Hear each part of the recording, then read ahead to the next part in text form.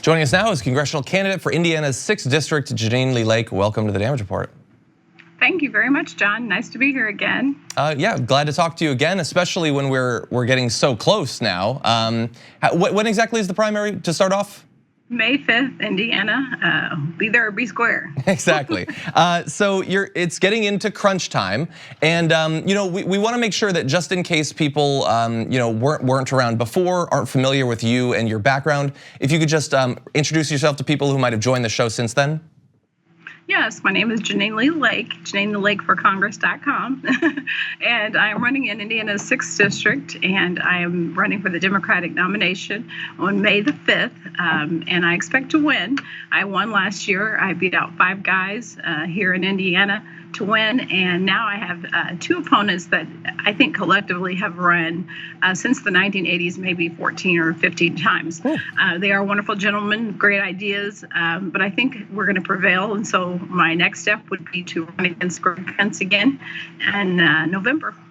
Oh, we're definitely going to talk about Greg Pence. Don't worry about that. But in terms of your platform, what are some of the biggest differences between yourself and your 2 opponents in this primary?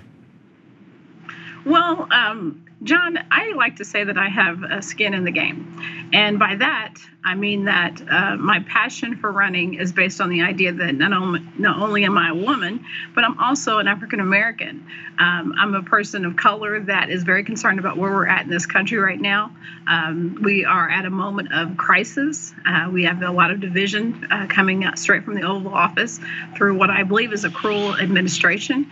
I don't necessarily believe that my opponents maybe are as passionate about those same issues that I am, and I don't know. I mean, I just there was no choice for me to run again. Evil is out there. It's on the side, I believe, of Trump and the Pences both, despite the fact that they present themselves as the pious Pences. But for me, it wasn't much of a choice. Now we do think, I think we stand together on Medicare for all, education, affordable health care, that kind of thing. So those things we are similar in. I think this ties in pretty well with what you were just saying, but we notice in one section of your platform under civil rights and civil liberties, you invoke your Christian faith multiple times. Can you tell me a little bit about how that influences your politics, especially when you might be running against someone who has a slightly different view on the intersection of Christianity and politics? Well, I'm a proud Christian Democrat, but I'm also 100% a believer in separation of church and state.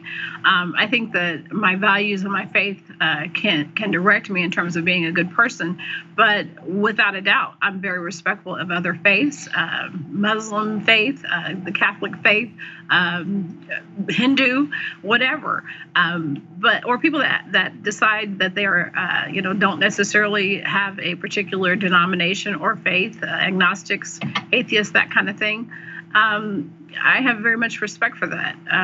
You could be a good person without believing in any kind of deity. I've got many friends who are agnostic and atheist, and they trust me. They go right behind me when we are delivering hot meals with a group called Feed My Sheep that I chair. They're at every single event that I'm at with regards to NAACP issues, Black Lives Matter issues.